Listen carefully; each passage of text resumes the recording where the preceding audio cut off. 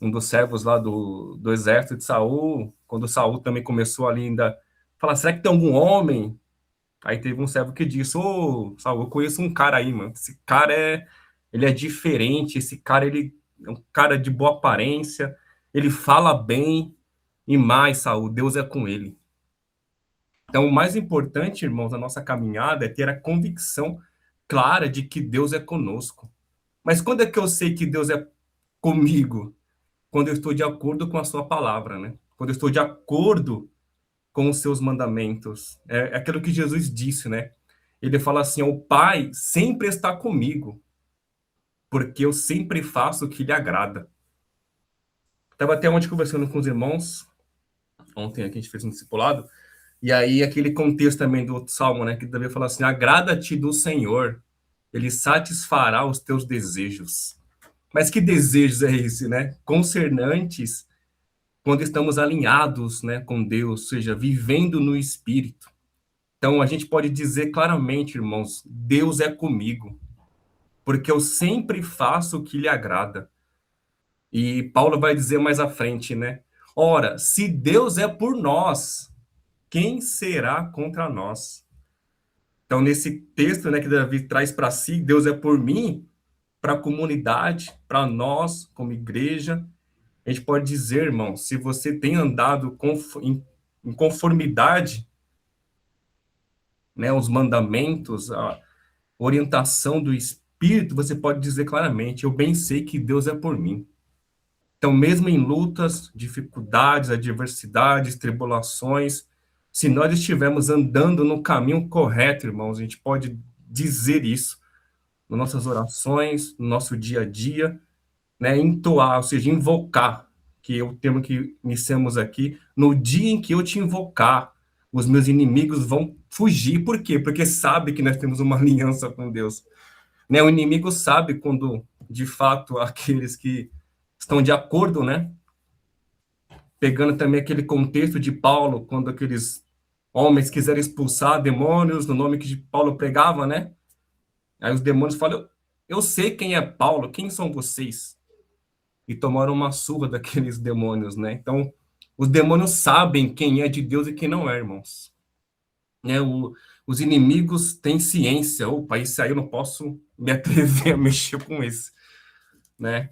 Tanto é que Davi, você pega todo o contexto de Davi, nenhum inimigo tocou, né? Embora ele foi induzido ali em algumas circunstâncias, mas Davi morreu em velhice, nenhum inimigo tocou em Davi, porque Deus era com ele. Então, eu quero deixar essa palavra para nos encorajar, irmãos. Eu vou orar para que a gente inicie, vou passar a bola para o Marcelo, mas eu vou fazer essa oração mediante esse texto que lemos. Pai, em nome de Jesus, Senhor, nós te agradecemos, nós te exaltamos, nós te louvamos, Senhor, pela tua palavra que é viva, tua palavra que é eficaz, tua palavra que tem todo o poder, Senhor, para que nós, de fato, nos revistamos, né, da sua armadura, para que, de fato, Senhor, tenhamos autoridade de dizer: eu bem sei que Deus é por mim. Pai, que nós possamos nessa noite, Senhor, absorvemos aquilo que seremos ministrados, Senhor. Que de fato tenhamos nossos pés firmes na tua palavra, né? Tua palavra é a verdade. Então, que venhamos viver, Senhor, de acordo com a tua palavra. Que venhamos viver, Senhor, para esses dias com o coração inclinado para ti, Deus. Com o coração voltado para as tuas coisas, Senhor. Vivemos dias de correria, né? Dias de, Senhor, de mas, Senhor, temos que olhar para ti, Senhor. Temos que contemplar, Senhor, a tua beleza. Temos que parar, Senhor, e te ouvir, para que sejamos fortalecidos no nosso homem interior. Porque sabemos que as cargas, Senhor, que as lutas, que as adversidades, Senhor, que as situações querem nos afastar do Senhor. Pai, ontem eu recebi a notícia de um irmão que eu andei junto e de repente está vivendo de novo na lama, Senhor. Como é que pode, Pai, alguém pisar no santo lugar e de repente voltar para essa vida de sujeira, Senhor, depois de ter visto algo sublime, Senhor? Pai, quanto é de fato a nossa mazela, a nossa trairagem contigo, Senhor, né? Quando o Senhor disse, para Judas, com um beijo você me trai, amigo. Senhor, como a gente trai facilmente o teu caráter. Como é que a gente cede, Senhor, facilmente à tentação, Pai. Como é que a gente é fraco, Senhor, em não segui-lo. Mas aqui lemos um homem que foi fiel até o fim, Senhor. Davi, ele viveu para ti, Deus. Mesmo em meio a situações, ele foi um homem que o Senhor disse, o homem segundo o meu coração. Senhor, que nessa noite o Senhor possa dizer de cada um aqui, aqui está a Tamires, a mulher segundo o meu coração. Aqui está o Marcelo, o homem segundo o meu coração. Que cada um que está aqui, irmão, que Deus possa dizer, este é um homem, uma mulher segundo o meu coração. Senhor, nós queremos ser realmente um exército, Pai, porque o Senhor está às portas, Pai. Vivemos realmente os dias proféticos, Senhor. Então, que a nossa mente, que o nosso coração venham estar totalmente limpos, Pai. Livres da embriaguez. Livres, Senhor, daquilo que quer nos afastar de Ti, Senhor. Então, Pai, eu quero te consagrar essa noite, te consagrar esse momento, Senhor. Toma a vida do Marcelo, de cada irmão que se manifestar nesta noite, Senhor. Queremos ouvir só o Teu Espírito, Pai, porque o Teu Espírito é a verdade. A Tua palavra diz que o Teu Espírito nos guiará em toda a verdade, Senhor. Então nos guia, Senhor. Que jamais nossos pés venham vacilar. Que venhamos estar firmes, Pai. Posicionados, Senhor. Para que possamos de fato te invocar e os inimigos baterem em retirada, Senhor. Esta é a minha oração que eu te faço. E nós te louvamos, Pai, como igreja, no nome de Jesus Cristo. Amém, irmãos. Amém. Glória a Deus. Amém. Amém. Amém. Boa noite, graça e paz, irmão. Boa noite. Opa. Boa noite. Tem um grilinho falando aí. Cri, cri, cri. Oi, grilinho. Tudo bem? Oi, Pituquinho. Tudo jóia? Tudo bem. Vai participar do estudo conosco hoje? Mas você não vai estudar com a gente hoje? O vovô está perguntando se você não vai estudar com a gente. Vou. Tô vendo. Bom, então vamos lá. Vamos lá. Eu vi que alguns avançaram. Tá picotando, Marcelo, o seu áudio. Só que você Outros tá iniciaram Tá picotando, Marcelo. curso. Não, eu tô percebendo mesmo que tá dando. Tá ruim aí? Tá bem ruim, Marcelo, deu para entender nada. Picotou tudo. Refaz aí de novo, vê se.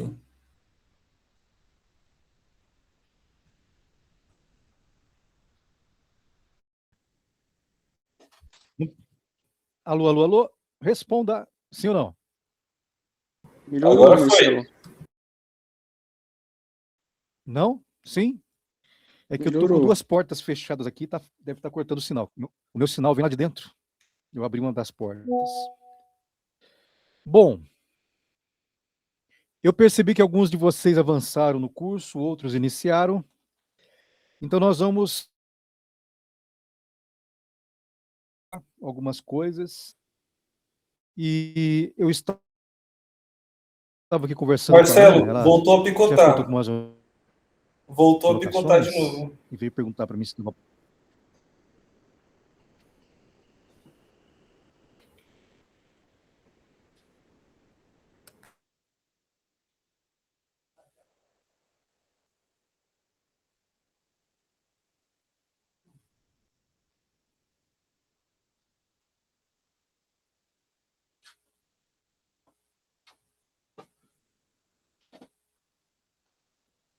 Oi, alô? Eu abri tudo para ver se melhora. Melhorou? Melhorou, Marcelo. Melhorou, Marcelo. Se picotar de novo, a gente avisa. Certo. Bom, então vamos fazer assim. Nós vamos já pegar direto o assunto.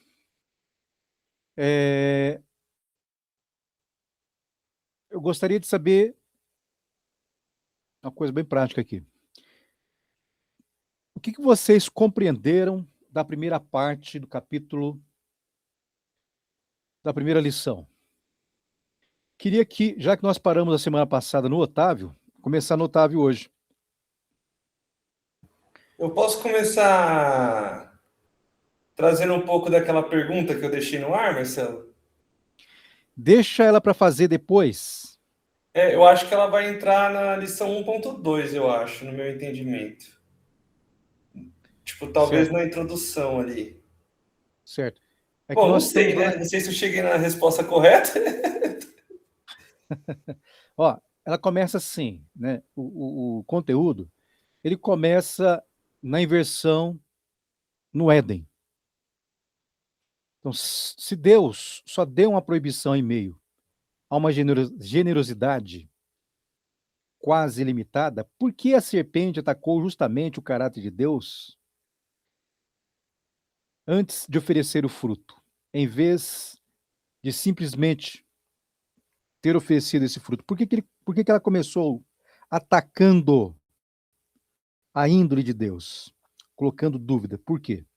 Então, vamos começar. Aí Marcelo, voltou a picotar de a novo. partir daí. Voltou a picotar.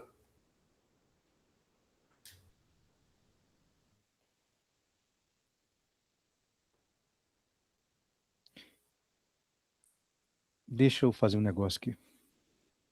Mas deu para entender a pergunta? Foi justamente na pergunta que Sim. travou. Ô, Marcelo, tenta Sim, Marcelo, reiniciar a deu pra entender. internet. Tenta reiniciar a internet no É só o computador. Patrick entendeu a pergunta, porque travou na pergunta. Eu entendi a Mas pode fazer uma pergunta. dedução. O Otávio vai responder, né, Otávio? Ô, gente, Eu deixa eu Porque ele entendi a perguntar. perguntou. Desculpa atrapalhar, mas o meu tá cortando pra vocês ou não? Tá Não, só tá bom. cortando O seu pra tá todos. normal. Então, é a mesma internet, então. É o computador dele. Calma aí. Hein, Otávio? É no ponto, o Marcelo perguntou por que a serpente atacou o caráter de Deus, né? No sentido ali de tudo que Então, estava ali no jardim, que Deus foi generoso, tipo, você tem toda a liberdade, mas do fruto da árvore você não comerás, né? Então, aí a serpente foi diretamente nesse ponto, né? até aí eu entendi, só que ele tava fazendo alguns comentários em cima, daí eu não sei aonde que ele ia chegar depois, né? Daí começou a picotar tudo. Até aí eu peguei também, até aí não picotou para mim. Ele perguntou se a gente entendeu o porquê em relação a ter atacado A o pergunta caráter de seria essa, Deus. Otávio. O que você entende? Por que de fato atacou o caráter, né? Beleza. Será que eu já respondo ou deixo no ar esperando o Marcelo? Pode responder, Otávio, tá gravando. Ah, tá, beleza. Bom, no meu entendimento, né, diante do estudo que eu fiz, eu pude compreender que ela vem e ela mexe primeiro, né, criando uma confusão. Ela não cria um raciocínio lógico do porquê realizar tal ato, né? Muito pelo... Só deixa eu ler aqui que o Marcelo mandou. Se Deus nos deu uma proibição em meio a uma generosidade quase limitada, por que a semente atacou justamente o caráter de Deus antes de oferecer o fruto, em vez de simplesmente oferecer o fruto? Então, logo no começo da pergunta, é bem interessante essa parte, né? Que Deus ele pega e ele nos dá uma proibição, uma pequena proibição, em meio de uma generosidade que é muito grande, porque ele pega e ele diz, né? Que pode comer de todos esses frutos, tinham vários frutos lá, menos daquele. Ou seja, é um negócio minúsculo, perto da grandiosidade que eles tinham ali para consumir, né? E nisso, o que a serpente faz? Ela pega e ela já distorce isso, né? Ela já pega e o que ela faz? Ela dá ênfase justamente na proibição. Ela ignora toda a generosidade de Deus, ou seja, ela já tenta converter o caráter de Deus, tipo, trazendo criar uma certa dúvida a respeito do caráter dele, né? Justamente diante disso, ela tenta se aproveitar diante daquela pequena proibiçãozinha, ela pegou, ela explorou aquilo para que de fato ela batesse justamente no caráter de Deus ali, né? Foi justamente o ponto principal que ela bate. E agora, o porquê que ela pega e ela bate justamente no caráter de Deus. No meu entendimento, ela não chegou com um raciocínio lógico, ela já chegou criando uma confusão, e é justamente assim que o diabo faz, né? Ele causa confusões a respeito da palavra, a respeito do caráter de Deus, e ele criando toda essa confusão, criando isso tudo, ele quis alimentar em Eva, né, conversando com ela, não só ela, né, como Adão também, mas o diálogo foi diretamente com ela naquele momento. Mas ele quis alimentar nela um sentimento de que ela pudesse, de certa forma, igualar a Deus, porque ela quis criar uma dúvida em Eva, no sentido de que, olha, ele está escondendo um poder de vocês aqui para que vocês não se igualem a ele. Ou seja, tipo, já foi criando um sentimento ali de que Eva ela pudesse ser assim como é Deus, né? Criando aquele sentimento até mesmo antropocentrista, né? Já vai gerando ali. Ali foi onde tudo começa, né? O sentimento de colocar nós como centro do mundo, colocando nós como deuses, né? Tipo, nós sendo o centro dos nossos pensamentos, o centro da nossa vida. Então, eu já penso que o antropocentrismo ele não nasce na Revolução Francesa, não nasce no Iluminismo, não nasce na Grécia Antiga, ele nasce justamente ali, naquele primeiro diálogo que tem entre a serpente e a mulher, é onde nasce esse sentimento, né? Então, ali ele já gera todo esse sentimento, né? Ali já começa o pecado, né? Ali já começou tudo. Só de você duvidar, a dúvida que você gera, foi ali que a serpente ela causou todo o dano em si, porque comer o fruto é um simples ato perto da grandiosidade que foi aquele pecado, né? De duvidar de Deus. Então, o que a serpente ela quis, ela tanto faz o fruto ali, comer ali. Se a gente para ver, ela foi na raiz do problema. Ela foi em duvidar de Deus. Uma vez que você duvida de Deus, é aí que está o grande pecado, né? Então, comer o fruto é só a mera consequência do ato em si. Então, por isso que a serpente ela chegou e ela atacou o caráter de Deus, porque uma vez que você ataca o caráter de Deus, você vai entrar no pecado que é muito grandioso perto do simples fato de comer aquele fruto, né? Então, acho que essa é a resposta correta. Ok, sim, você tocou no ponto certo. Mas tem ainda uma parte que eu quero explorar mais, que é justamente para gerar aqui um pensamento inicial, para que todos vocês possam compreender por que, que o homem é justificado pela fé. Porque ser justificado pela fé é justamente o oposto do que nós estamos vendo ali. Olha só, é uma estratégia. Quando você quer fazer com que uma pessoa seja desacreditada, você ataca a moral dela. Entenderam? Então,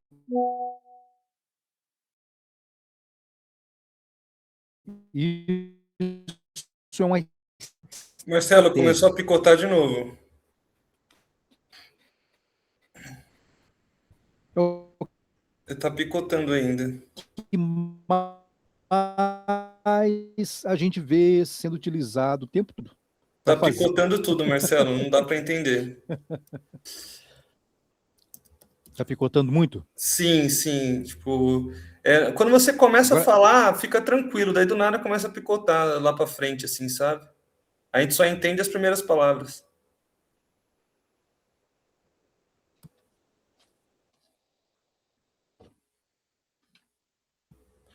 Só deu para entender até o momento que você falou da justificação pela fé.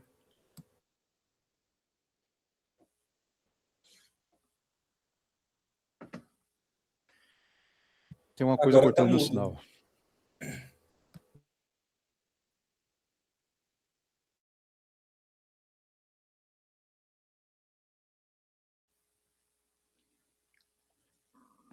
Leva o celular para a sala, Marcelo. Eu vou conectar pelo celular.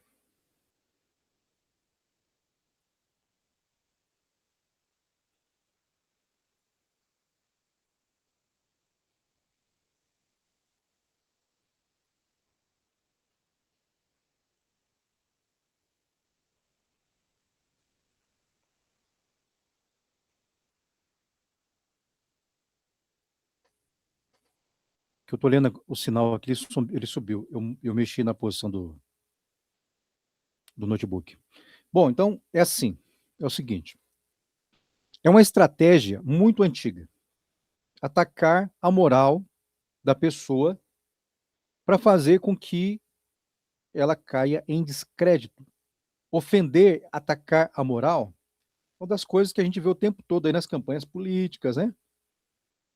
Sempre atacando a imagem do outro com a proposta de fazer o quê?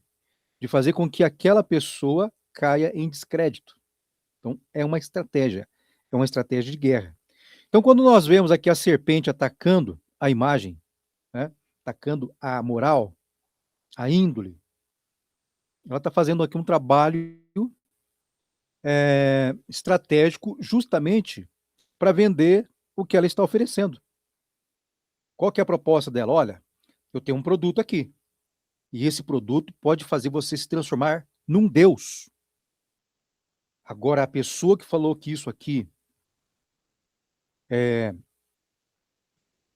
vai te trazer a morte? Não, estava mentindo.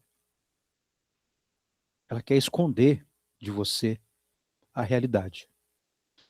Então, com esse discurso, ela plantou a dúvida no coração do homem. Então, a dúvida é o oposto ao quê? É o oposto à fé.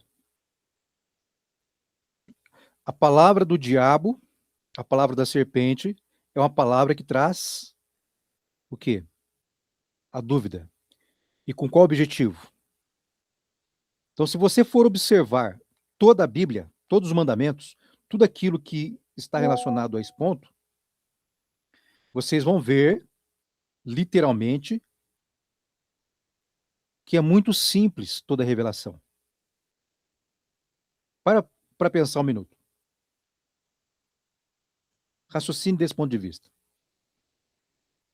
Quando nós começamos a estudar a Bíblia, nós estamos tendo contato com a palavra de Deus. Não está escrito que a fé vem pelo ouvir e pelo ouvir a palavra? Lembra dessa frase? Significa que para quem você dá ouvido é o que importa. Quer ver uma coisa interessante nos dias de hoje?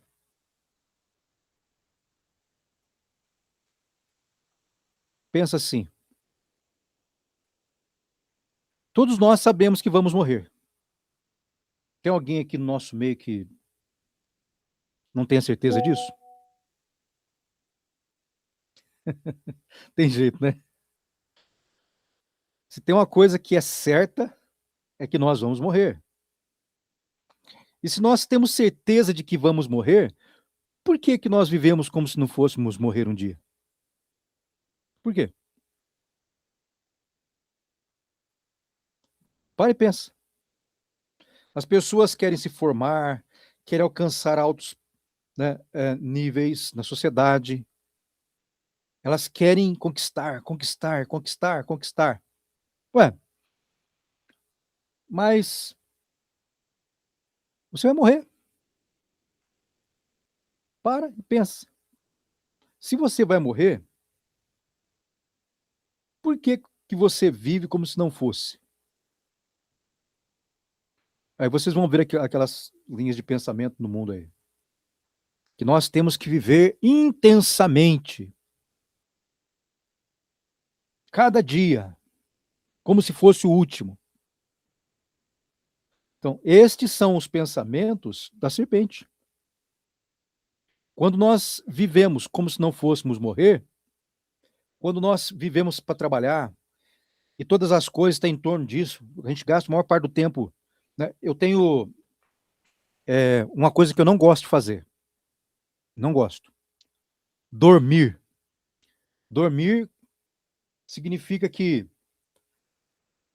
quase 50% do meu tempo de existência na Terra vai deixar de existir.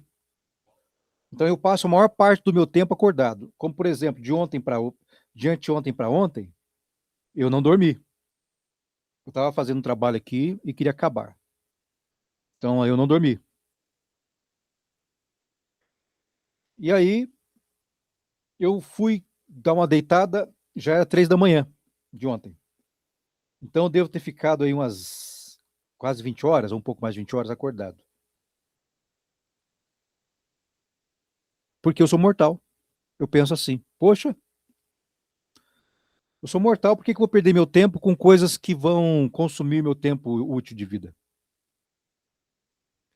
Então, se eu tiver que optar entre fazer alguma coisa útil e me entreter, é claro que eu vou gastar meu tempo fazendo alguma coisa útil.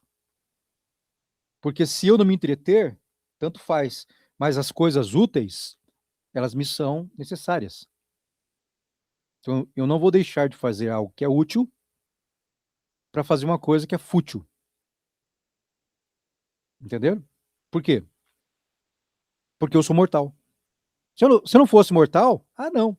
Eu ia gastar meu tempo de qualquer jeito. Mas eu sou mortal. Então eu tenho que procurar gastar, consumir o meu tempo da melhor forma possível. Então esse é um pensamento lógico. Nem todo mundo consegue ter um ritmo desse, né? Então não é uma regra para todos. Eu estou compartilhando aqui uma regra minha, para mim. Então, se eu tiver que gastar o meu tempo com coisa fútil, dificilmente eu vou gastar meu tempo com coisa fútil. Porque eu sei que eu vou morrer. Pessoas que gastam o tempo de vida com coisa fútil é porque não acreditam nessa máxima. É como se não fosse morrer nunca. Então, viver intensamente não é viver fazendo todas as coisas que quer. É viver com lógica. É saber administrar bem o seu tempo. Remir o tempo, como escreveu a Tamires ali. Remir o tempo. Então, quando nós sabemos que nós somos mortais, nós temos que remir o tempo. Por quê? Porque quando você consome seu tempo útil com coisa fútil, a coisa fútil vai te embriagar. E quanto mais embriagado você estiver, mais fútil você será. E quanto mais fútil você for, menos tempo útil da sua vida vai existir para você. Isso aqui é uma lógica. Né? Estou usando aqui um argumento filosófico, mas é uma lógica. Uma coisa altamente lógica. Então, quem gosta de viver tem que se organizar para ser útil. Porque na utilidade você consegue, de fato, viver a sua vida intensamente. Nas coisas úteis. Certo? Então, eu parti desse pensamento para dizer o seguinte. Então, quando nós estamos diante da serpente, ali, é só diante, não é só quando nós estamos lendo o texto. Não é só lá com Eva que a serpente falou. A serpente fala com você, fala comigo o dia inteiro. O dia inteiro. A serpente, ela sempre vai trazer para a gente as questões da Bíblia. Ela sempre vai trazer o sentido inverso, né? Para que nós possamos também nos contaminar com as coisas que vão drenar a nossa vida. Certo? Serpente dorme. O diabo não. Então, o que ocorre? Então, observe bem esse ponto. Pegue o fio da meada. Quando eu creio em algo, aquilo vira uma resposta pronta para mim. E eu vou organizar a minha vida de acordo com essa resposta. É aí que vai entrar a fé e a incredulidade. Então, quando a mulher está ouvindo a serpente falar ali no Éden, ela está recebendo no coração dela uma semente. Semente do quê? Da incredulidade. Você consegue pensar do ponto de vista de uma pessoa que é imortal? Que tem a imortalidade? Pensa. Para um pouquinho e pensa. Se você tivesse a imortalidade, você iria se preocupar com a morte? Não, ninguém iria. Se nós fôssemos imortais, se nós tivéssemos a imortalidade, nós não iríamos nos preocupar com a morte. Mas aí é onde que entra o grande problema. Por quê? Porque Deus disse que eles estavam sujeitos a morrer. Deus disse com todas as palavras: olha, não se envolva com essa árvore aqui, apesar de eu ter colocado ela aí, mas não se envolva com ela, porque o que vai acontecer com você? Você vai se tornar um mortal. Ok? Mas aí a serpente entra no caminho e planta a dúvida. E eles se tornam imortais. Eles se tornam mortais. Ok? Agora vamos passar para o lado dos mortais aqui, que é o nosso lado. Nós temos plantado no nosso meio a videira verdadeira. Foi plantada no nosso meio a videira verdadeira. E foi dito: coma dessa árvore e viverás. Coma dessa árvore, da videira verdadeira, e você vai viver. Agora, quantas pessoas estão comendo da videira verdadeira? Quantas pessoas?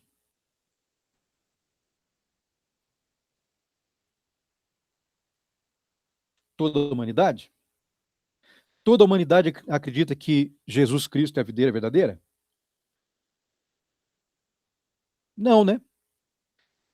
E os crentes? Todos os crentes acreditam, né? Agora aqui vai entrar a parte nossa, aqui, ó. Os crentes. Para nós temos, apesar de estarmos num corpo mortal, que vai ter que passar pela morte, se não fosse, né, a questão do homem caído, nenhum de nós ia precisar passar pela morte. Nós íamos ser arrebatados na medida em que fôssemos atingindo uma maturidade espiritual, nós iríamos ser arrebatados, como foram Elias e Enoque. Ninguém ia passar pela morte. Mas quando atingíssemos uma maturidade espiritual, seríamos então trasladados. E o nosso corpo ia deixar de ser este para ser um corpo ressurreto. Não seria ressurreto porque nós não teríamos que morrer, né? Mas haveria uma transformação. Esse corpo iria ser transformado num corpo semelhante ao dos anjos. Certo? Mas nós somos mortais. Nos transformamos em seres mortais. E aí nós cremos em Jesus Cristo. Apesar de estarmos em um corpo mortal, possuímos a promessa da imortalidade. E a promessa da imortalidade, ela está condicionada a repudiar a vida no mundo. Viver a vida conforme o mundo. Então, a proposta da imortalidade reside, né, na fé. E como é que você tem fé? Você tem fé quando repudia viver o mundo como o mundo é. Na condição de filho de Deus, você já recebeu o perdão, né? Você já está em Cristo, repousa sobre você o selo, o penhor da redenção está na sua vida, mas a sua imortalidade só vai ser consolidada quando você entregar esse corpo para o pó da terra. Ok?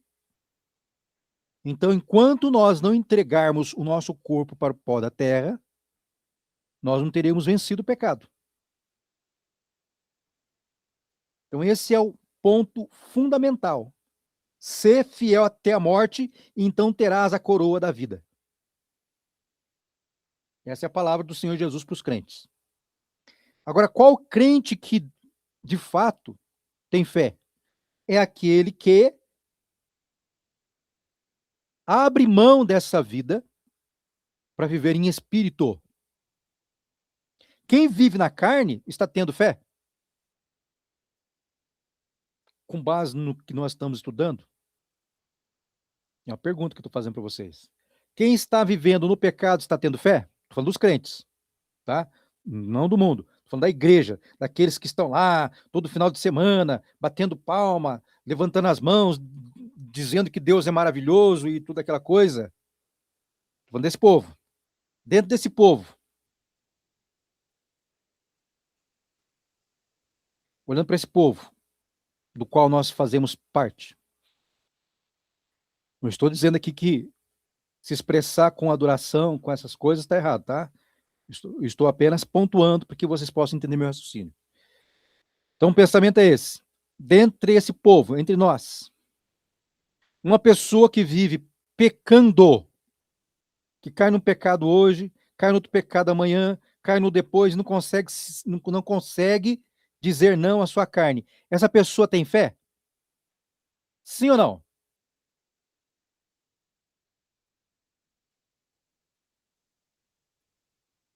Né? É uma palavra difícil, não é verdade? Mas eu estou mexendo nela aqui justamente para mostrar para vocês que a gente lida com a serpente o tempo todo.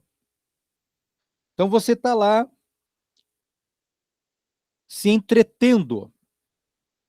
Está lá se entretendo diante de um vídeo no YouTube e de repente passa um vídeo, passa outro, né? Essa história toda de TikTok e de vídeo curto, tudo mais.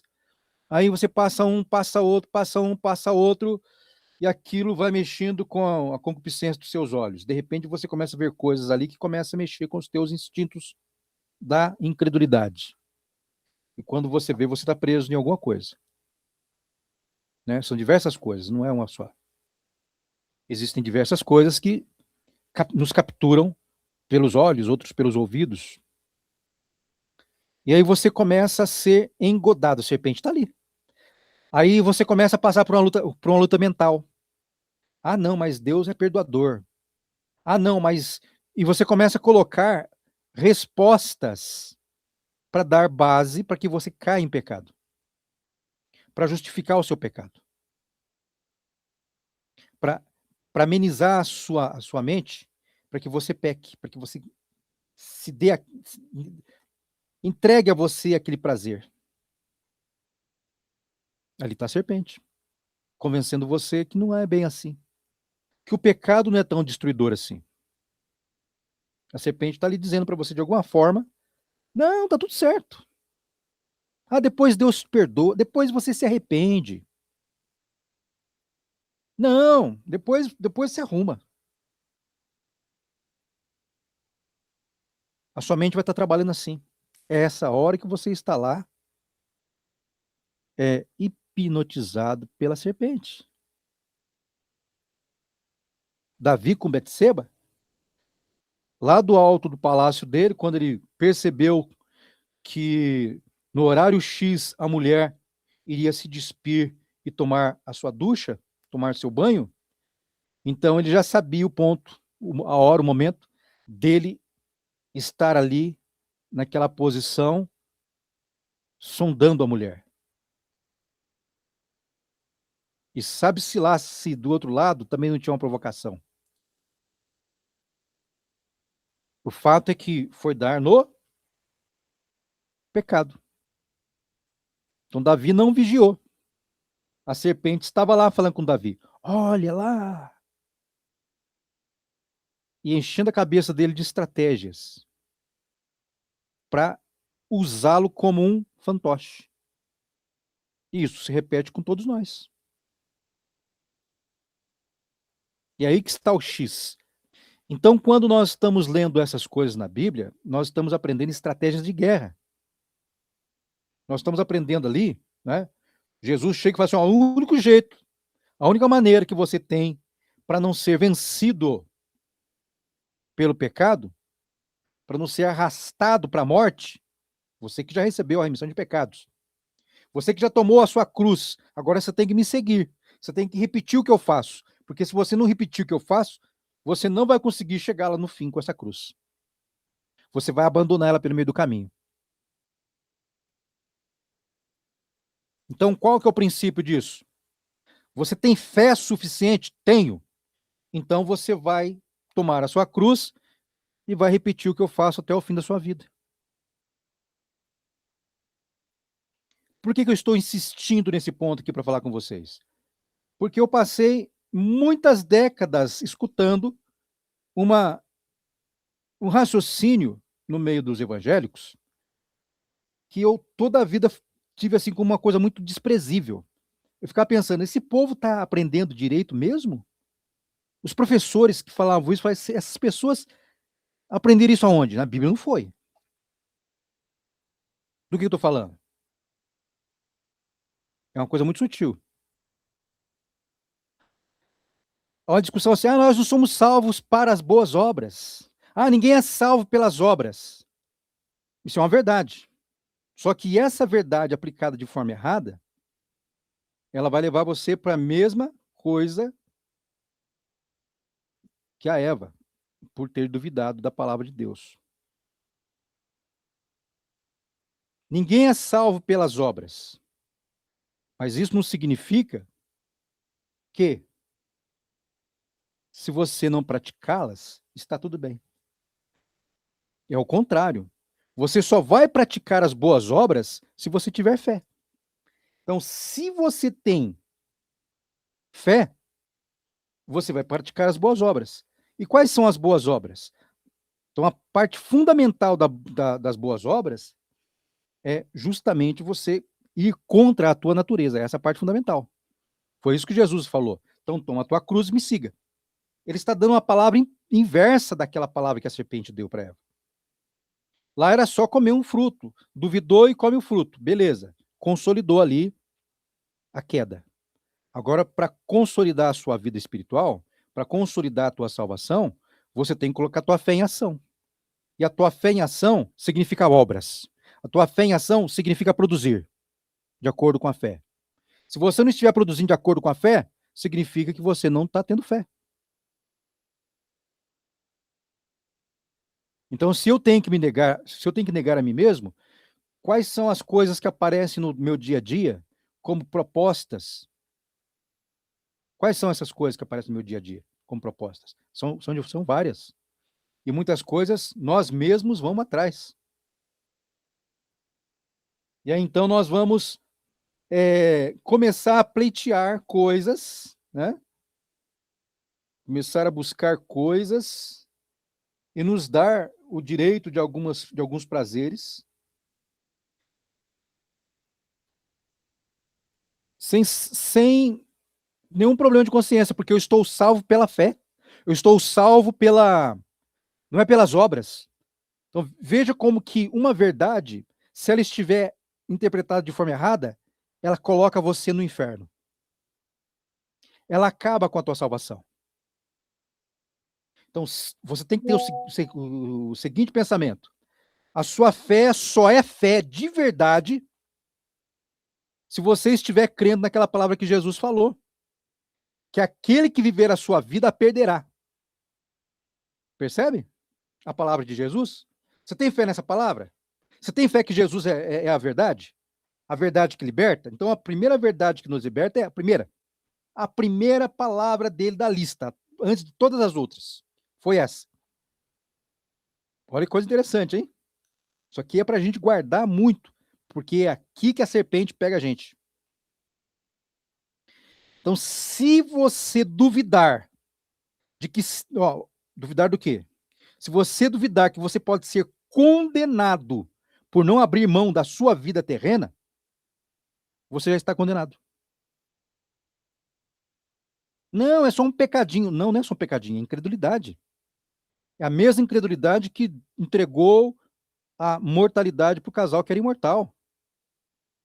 Você agora, em Cristo, está tendo uma vida, né, no espírito, não no corpo mortal, não no corpo físico, mas no espírito.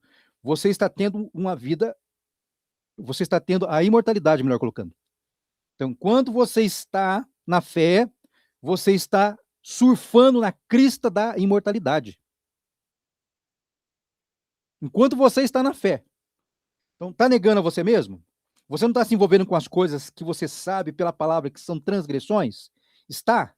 Então, você não está agindo na fé. E se você não está agindo na fé, você está na condenação.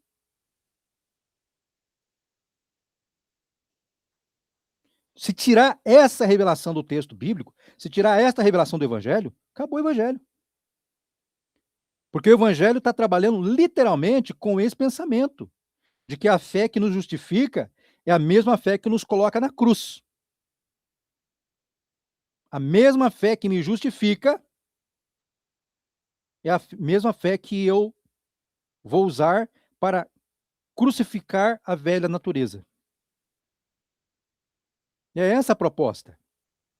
E não é isso que a gente está escutando o povo falar. A gente está escutando o povo falar assim, não, mas Deus perdoa. Não, mas... E vai dando desculpa e colocando e abrindo portas para cair em pecados. E para a gente entender a gravidade do pecado, basta olhar para que Jesus passou na cruz. O que levou ele lá para a cruz foi o pecado. E ele falou, Pai, se possível, passe de mim esse cálice. Não era possível. Ele tinha que morrer. Porque o salário do pecado é a morte. Então, o que significa? Que se eu e você estiver pecando, é a morte. E isso é a palavra de Deus. Então, se eu confio na palavra de Deus e sei que ele não mente, eu vou levar isso a sério. Eu vou colocar isso para produzir na minha mente. E não um pensamento, não, Deus é bonzinho, ele perdoa. Ele é bonzinho, mas ele é justo, e ele não pode contrariar a si mesmo. Então, aquilo que faz Deus ser fiel a ele mesmo, presta atenção, aquilo que faz Deus ser fiel a ele mesmo, garante que se eu estiver vivendo em pecado, ele vai me condenar. Não importa quem eu seja. Ainda que eu fosse o rei Davi. É isso que o Senhor Jesus está dizendo. Ele está dizendo assim, olha, aquele que quiser viver a sua vida, perdê-la-á. Mas para quem que ele está falando isso? Para aquele que creu. Não é para todo o mundo. Não são para todas as pessoas do mundo. São para aqueles que creram nele. Então, aqueles que creram nele receberam essa proposta. Saiu de diante da árvore do conhecimento do bem e do mal e agora está diante da árvore, da videira verdadeira. E a videira verdadeira está dizendo assim, todo aquele que comer da minha carne e beber do meu sangue terá a vida eterna. Percebe isso? Entenderam? E comer da carne e beber do sangue é uma substituição de vida. Está condicionado ao mesmo sentido que ele disse lá no início. Aquele que viver a sua vida, perdê-la. Mas aquele que deixar de viver a vida, por amor a mim e às minhas palavras, então terá a vida. É uma proposta bem redonda. É uma coisa muito simples. Não precisa fazer curso de teologia e ser mestrado. Não, ele falou ele usou uma colocação para a gente entender literalmente. Então tem muita gente enganado com isso, indo para o inferno. Pastores pregando nos púlpitos, consolidando a condenação da igreja, dos crentes. Porque o que regula a verdade aqui são as expressões que o mestre disse. E não tem como burlar isso. Ele foi claro, objetivo. Então, eu estou fazendo aqui. João 8, diz, pois, Jesus aos seus... Deixa eu abrir aqui que fechou. Disse, pois, Jesus aos judeus que haviam crido nele. Tá vendo? Tá falando para os judeus que tinham crido nele. Se vós permanecerdes na minha palavra, sois verdadeiramente meus discípulos e conhecereis a verdade e a verdade vos libertará. Certo? Então, o desafio é para os que creem, para nós. Então, se eu creio que, de fato, né, são algumas coisas que eu tenho que crer. Começa lá, ó. Ele morreu por mim na cruz. Depois ele ressuscitou. Quando eu creio na ressurreição, eu sou justificado. Eu crer em Jesus com o coração, eu não sou salvo. Quando eu creio em Jesus, quando eu creio que ele morreu e ressuscitou, eu não sou salvo. Eu estou justificado. Eu acabei de nascer. Agora, a segunda parte, que é com a boca se faz a confissão para ser salvo, é o que eu vou produzir durante o resto do tempo que eu estiver por aqui. Então, isto é o fundamento da salvação. Crer para ser justificado e com a boca se fazer a confissão para ser salvo. Só que essa confissão, o que ela é? Ela é o resultado de uma vida justificada. Então, ela é o complemento, como obra, para aquilo que se chama fé. Então, quando eu tenho fé, eu vou negar a mim mesmo para produzir os frutos do Espírito. E os frutos do Espírito, eles estão em forma de mandamentos. É copiar e colar. Eu não preciso ficar inventando o que é ser bondade, eu não preciso ficar inventando o que é ser justo. Não, é só copiar e colar. Eu tenho um mandamento, eu copio e colo. Eu olho para o mandamento e reproduzo. É só isso.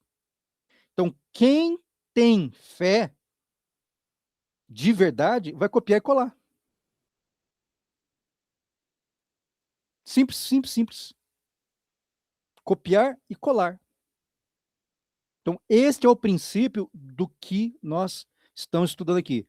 A serpente trouxe para a mulher uma proposta. Disse, olha aqui, ó, não acredite na palavra dele. Duvide da palavra dele. Porque aqui não está o fato de você morrer. Não, você vai ser como ele, um Deus.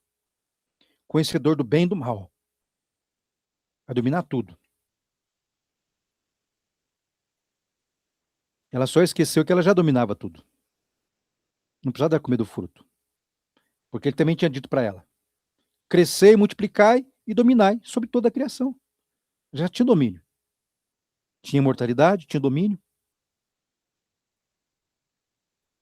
Agora nós estamos no oposto. Nós viemos da mortalidade, da derrota, da destruição. E para nós foi dito, se você que creu em mim, abrir mão da sua vida, então você terá a vida eterna.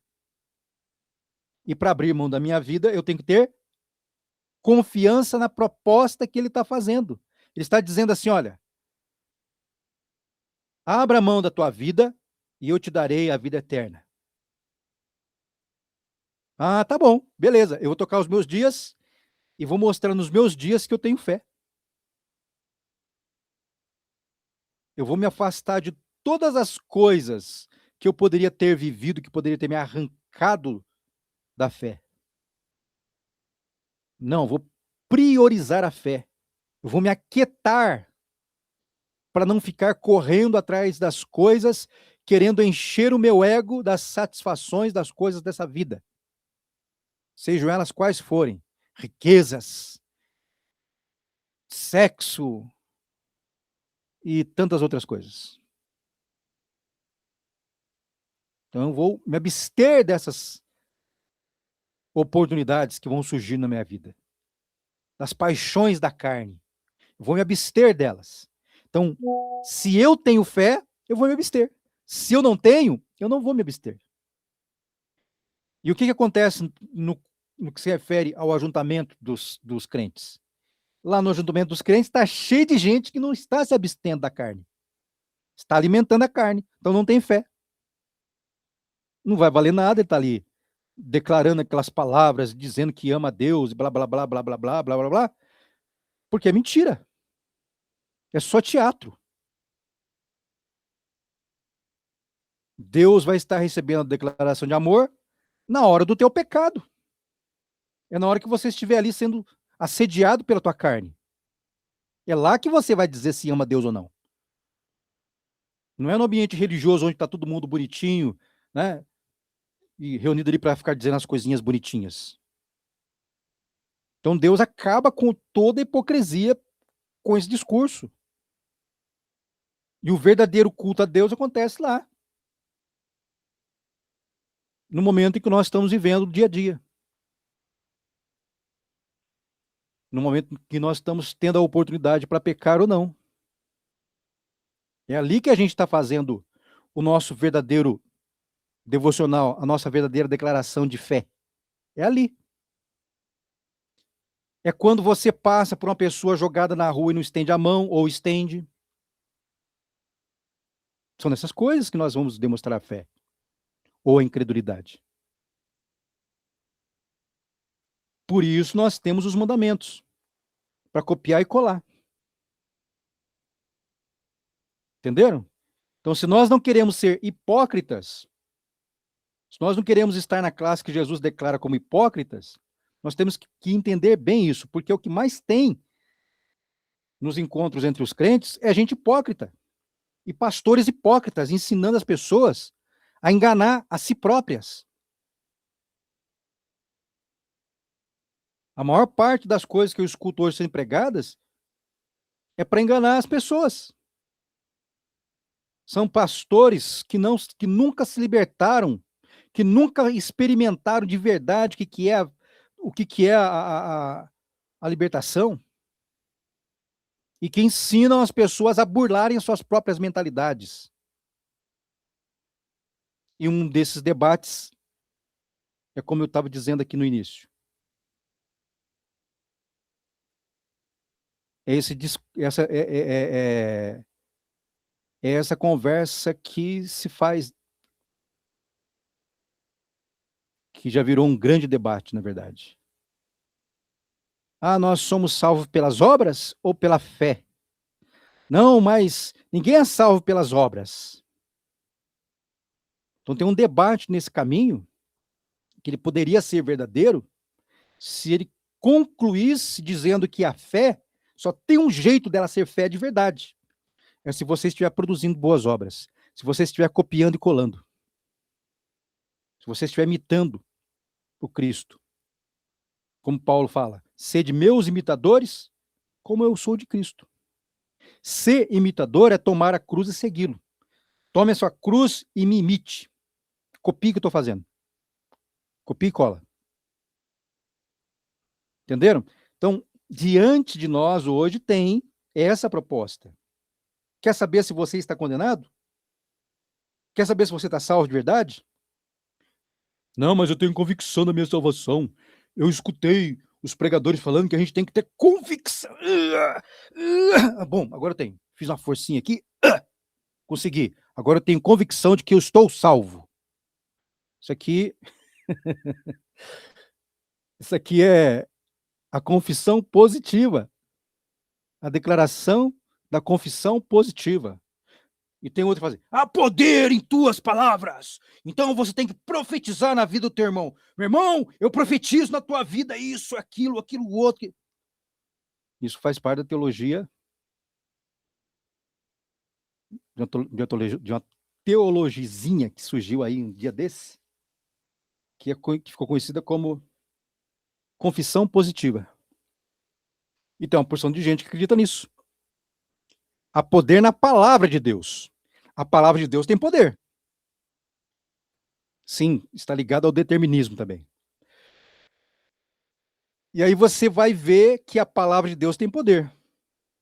Então, se você estiver alinhado com a palavra de Deus, vivendo a palavra de Deus, então na sua vida vai se manifestar o poder da palavra. Quer você declare ou não. Se estiver praticando, vai acontecer.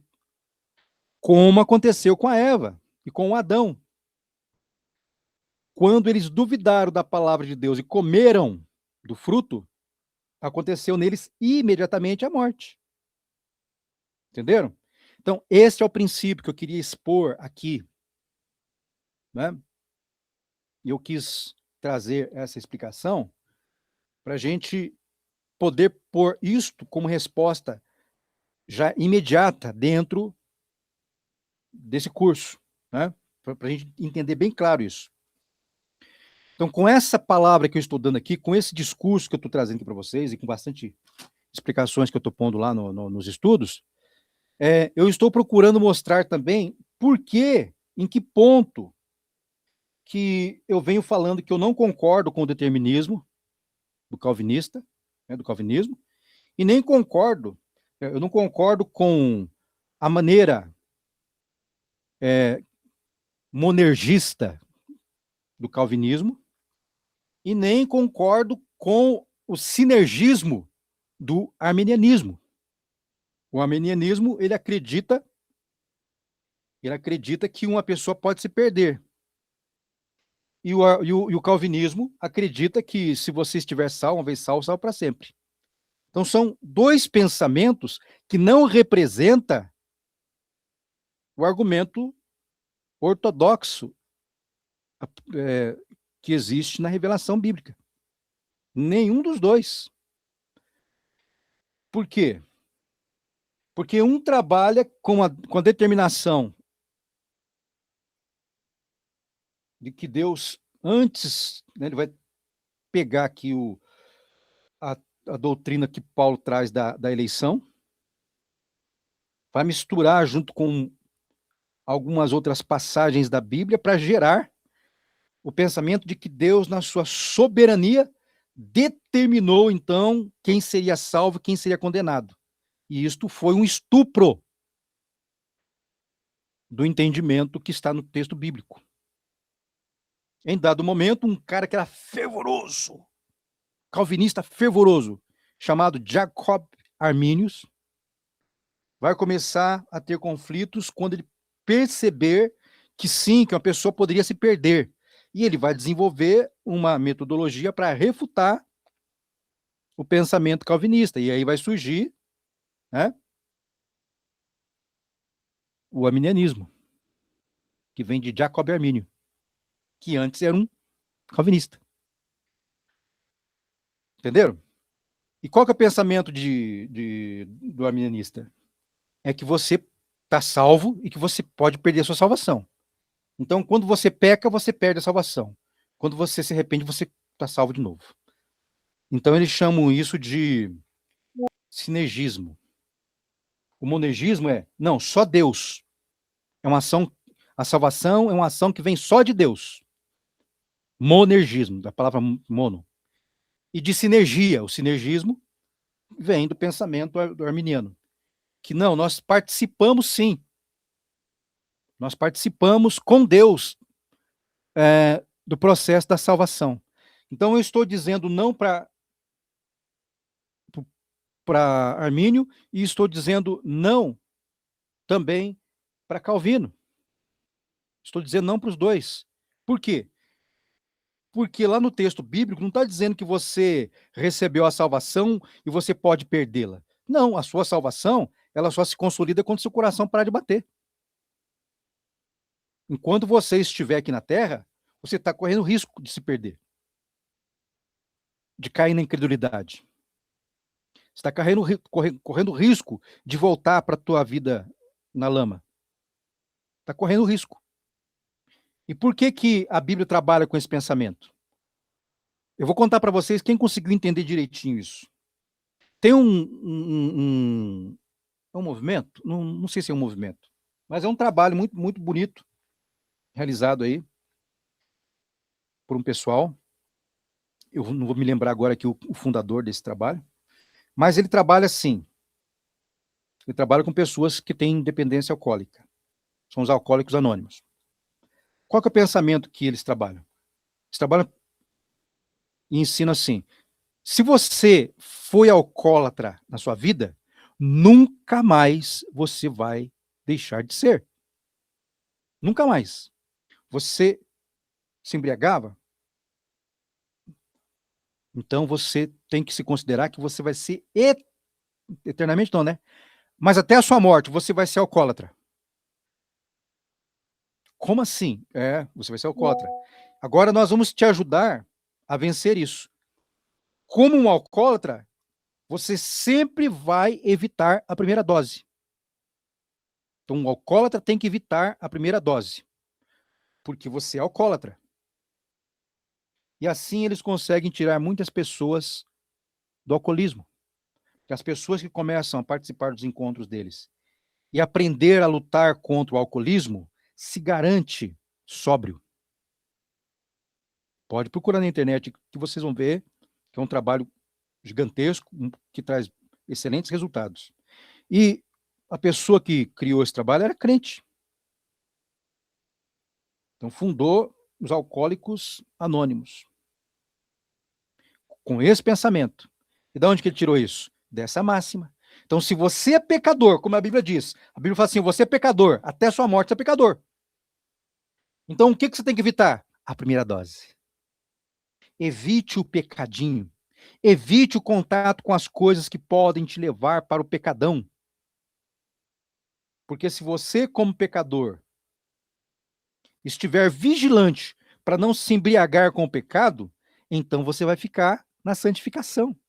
Agora, se você tiver uma mentalidade que diz assim, não, você está salvo, nada pode tirar a tua salvação. Pronto, acabou com a tua vida. Você não vai vigiar mais. Está salvo, está garantido.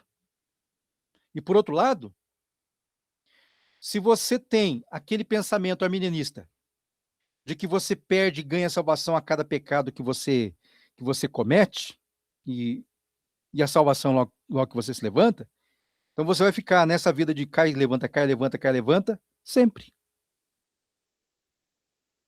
Porque, de alguma forma, esse cai e levanta está ensinando igual ao calvinismo. Então, qual que é o pensamento que nós temos que carregar?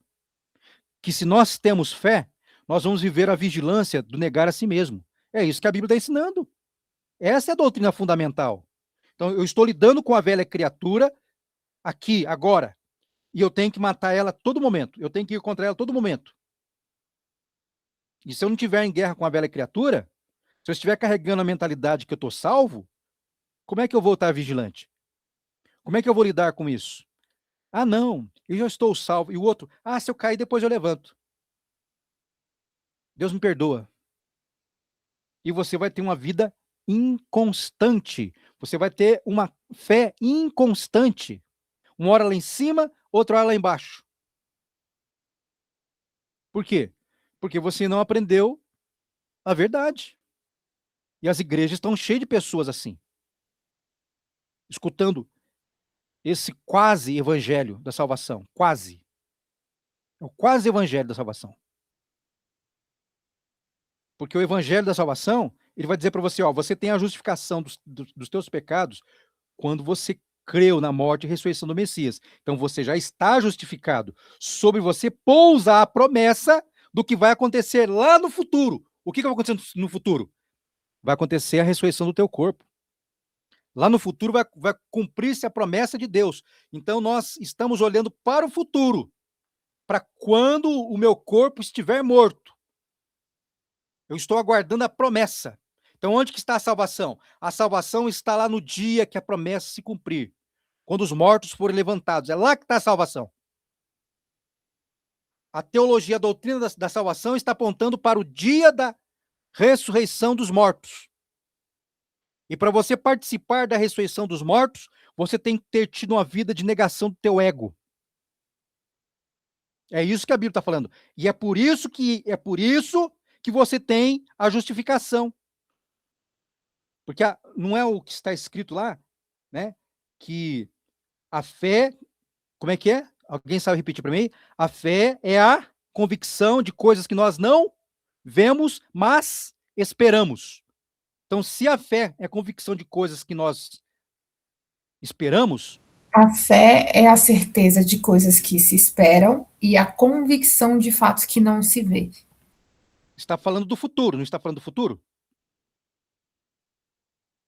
Não é isso? Então, se eu tenho fé em algo que está por acontecer, que ainda não aconteceu, como é que eu posso carregar a convicção de salvação? Como se eu estivesse salvo agora. Se a fé vai se consolidar lá na frente. Se a promessa, melhor dizendo, eu tenho convicção de algo que vai acontecer. O quê? A promessa que foi dita. Se eu estou aguardando a promessa que foi dita, então eu não posso dizer que eu estou salvo. Eu posso dizer que eu estou guardando a fé. E agora, o que essa fé está dizendo? Que se eu a tenho de fato, se eu tenho convicção de que eu vou ser ressuscitado entre os mortos, e a condição é abrir mão dessa vida, está tudo certo. Eu sou um pecador e vou estar vigilante para não pecar. Eu não vou carregar o pensamento de que eu sou pecador só para dizer, não, Deus, tem dozinha de mim, eu sou fraco. Eu sou fraquinho, coitadinho de mim, tem dozinha de mim. Não é esse pensamento, quando eu assumo que eu sou pecador, não é esse pensamento que eu tenho que ter.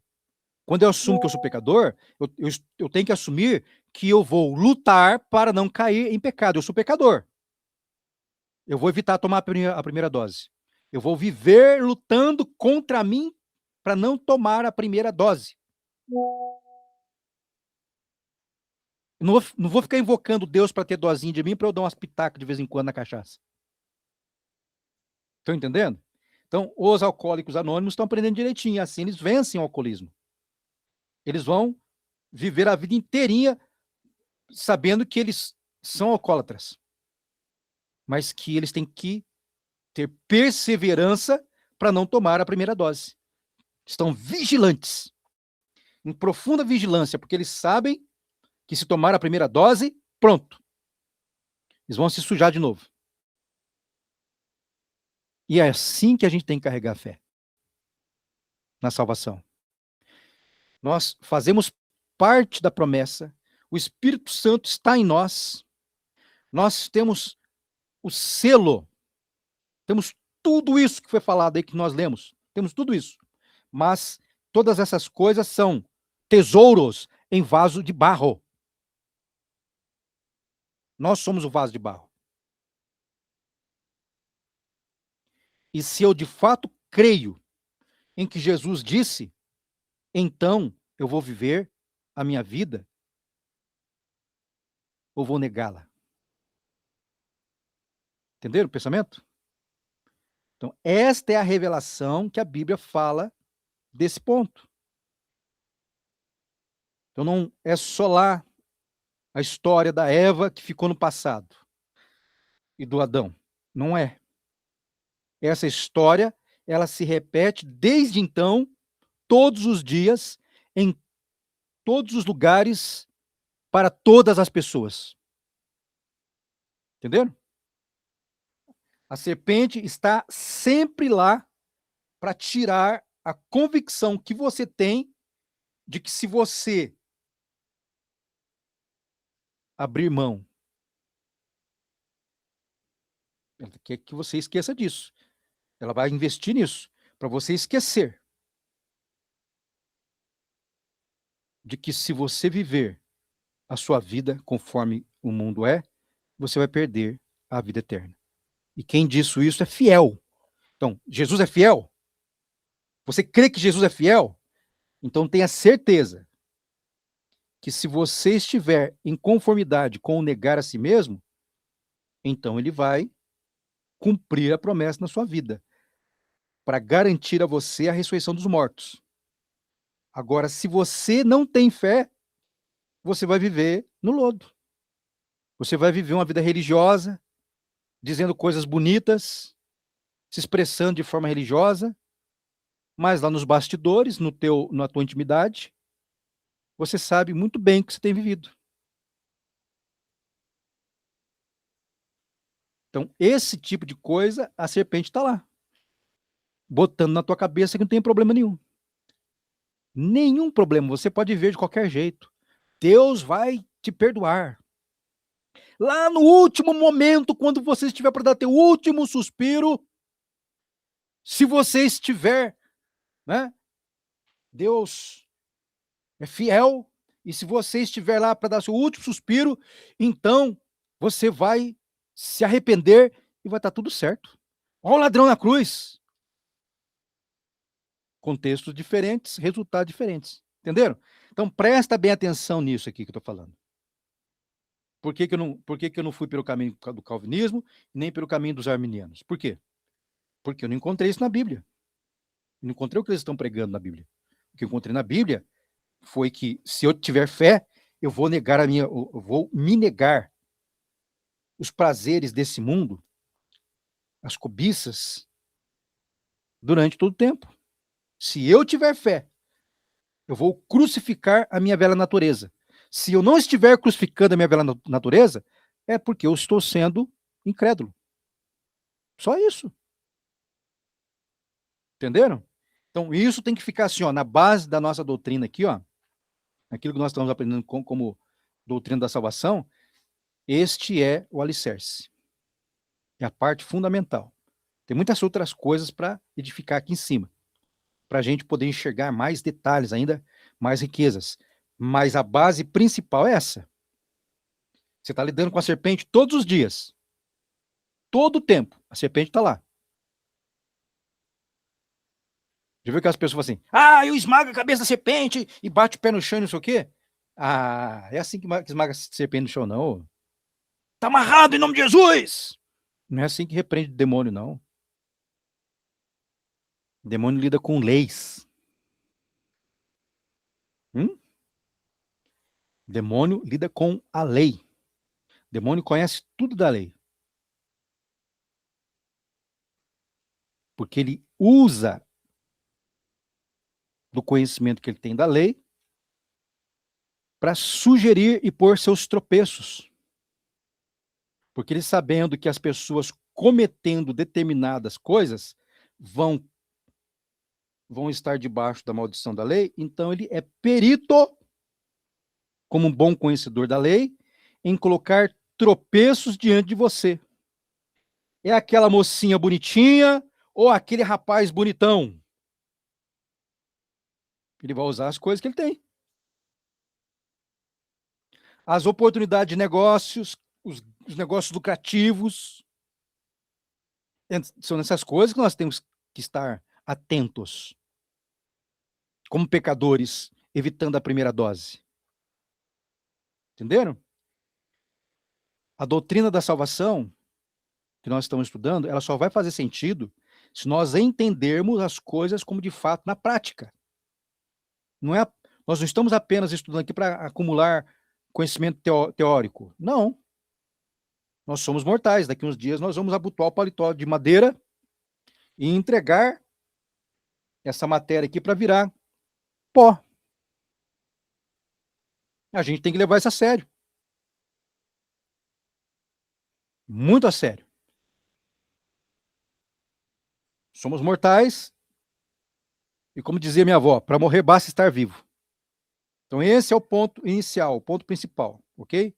Eu quis falar um pouco aqui, tocar nesse assunto, para deixar esplendidamente claro que esta é a parte fundamental que vai abrir o entendimento para que a gente possa chegar nas outras partes. Quantas pessoas do mundo da teologia concordar com esse argumento meu? Pouquíssimas.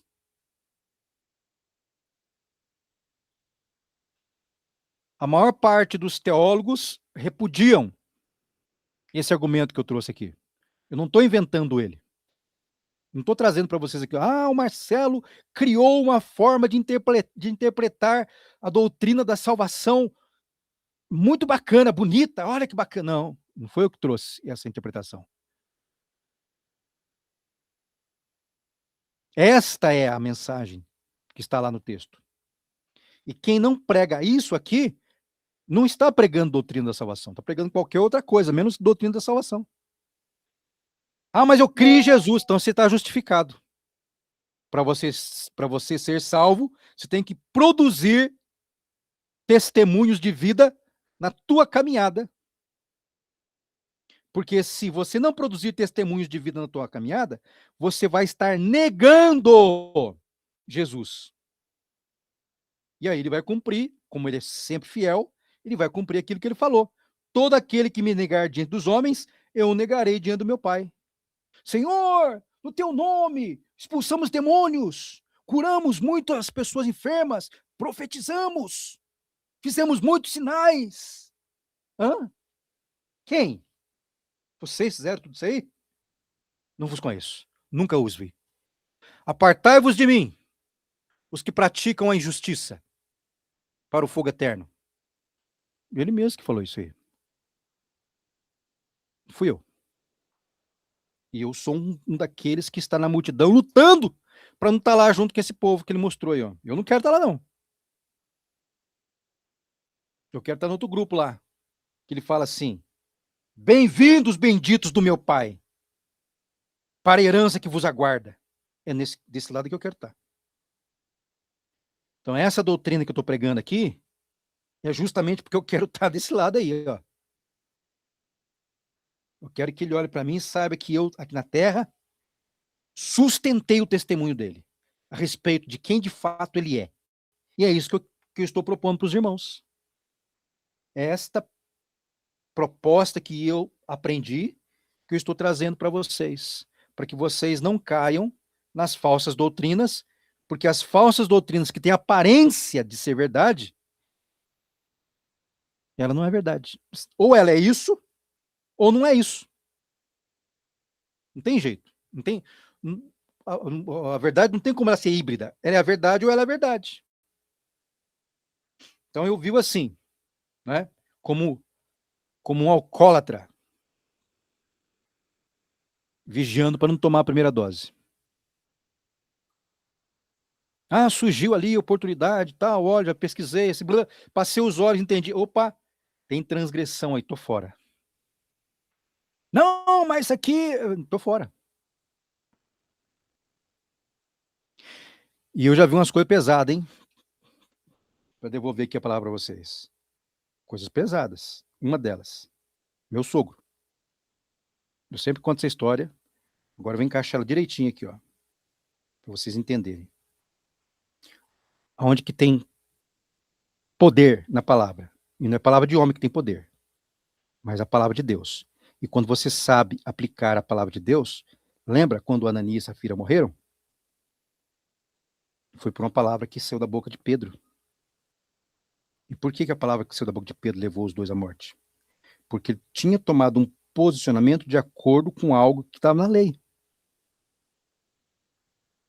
Aqueles dois estavam mentindo para o Espírito Santo. E quando Pedro abriu a boca, eles morreram. Estão entendendo? Eu já passei por experiências semelhantes algumas vezes. Uma delas foi essa. Eu estava em casa, meu sogro chega e pede para eu arrumar um computador para ele. Maravilha.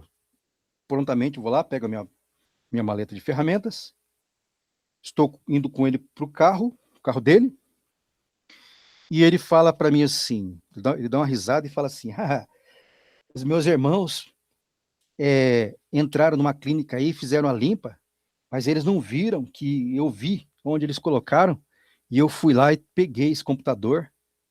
Aí eu parei assim, falei, que é, seu Antônio? O senhor disse que era seu. Não, agora é meu. Eu falei, não, seu Antônio, não é seu.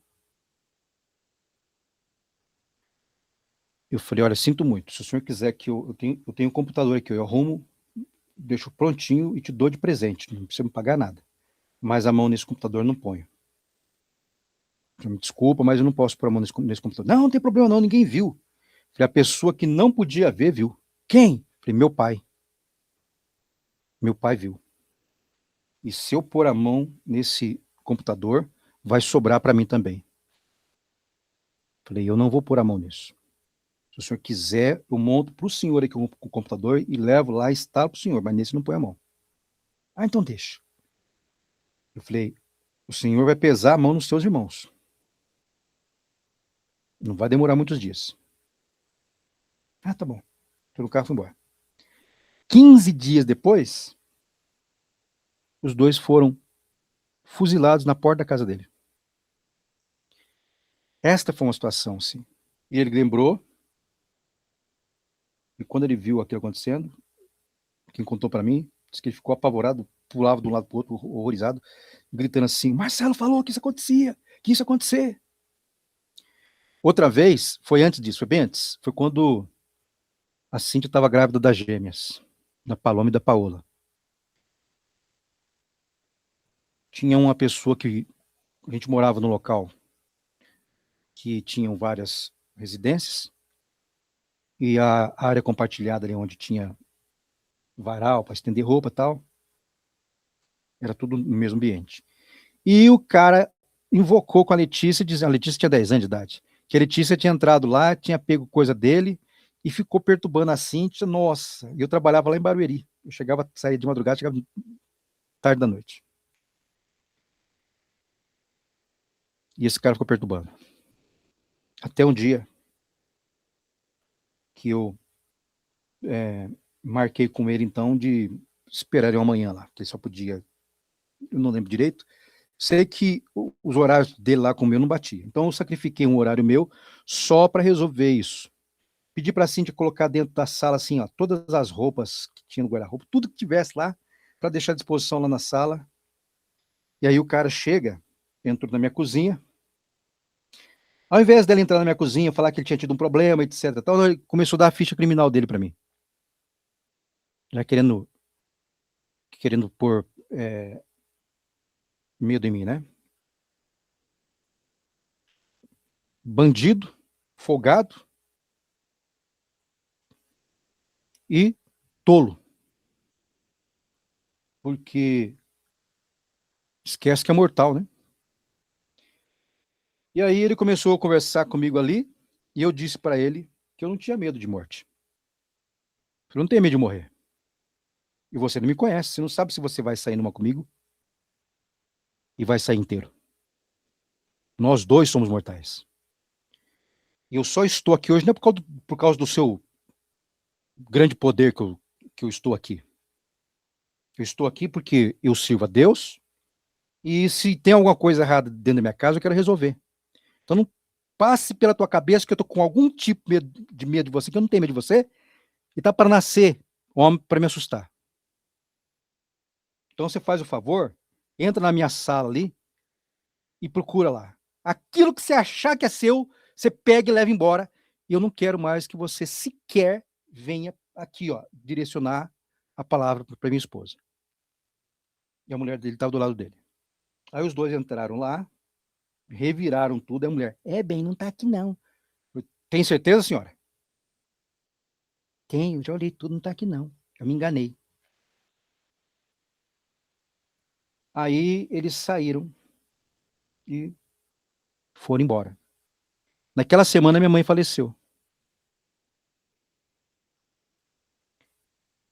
Depois que eu voltei, a primeira notícia que eu recebi é que no dia seguinte que ele esteve lá, deram um tiro na cara dele, na rua de baixo. Estava morto. Posicionamento. E se eu for contar histórias como essa aqui, vocês vão se assustar até. Então, quando a gente age de acordo com a palavra de Deus, a gente tem a cobertura do poder da palavra de Deus. Entende? Quando fala que Deus é fiel à palavra dele. Tive inúmeros livramentos semelhantes a este. De pessoas que me ameaçaram e tiveram uma surpresinha legal. Assim, ó, coisas tremendas. Quando nós andamos de acordo com aquilo que é a lei de Deus, a lei nos protege. Ela é a espada de dois gumes. Eu não preciso da gente aprender a ficar fazendo declarações, inventando palavras para dizer que tem poder e essas coisas todas, e ter convicção de coisas que não são. Basta a gente ter fé e praticar, copiar, colar. É assim que a gente vai vendo as diferenças. E no contexto da salvação, no contexto aqui daquilo que de fato é a doutrina da salvação, esse posicionamento é o posicionamento que a Bíblia revela. É esse posicionamento da salvação, da doutrina da salvação. E não tem como questionar isso na Bíblia. Eu vou trazer um estudo para vocês mais em breve, explicando mínimos detalhes da teologia calvinista, no que ela se apoiou, aonde foram os pontos que ela utilizou e aonde que o Calvino se confundiu para pregar o que ele pregou a respeito dessa doutrina. Que é uma das coisas que também faz parte do que vocês vão ter que saber, porque uma vez que vocês estão lidando com isso, vocês vão participar de debates, vocês têm que saber onde que estão as coisas, tem que aprender as coisas como de federação, para ter êxito, né? Na hora de convencer uma pessoa, de persuadir uma pessoa, mesmo que ela não concorde com você. Mas você tem que ter poder de persuasão para mostrar por que você defende essa posição e não aquela. Certo? Então, esse é o primeiro grau. É o primeiro ponto.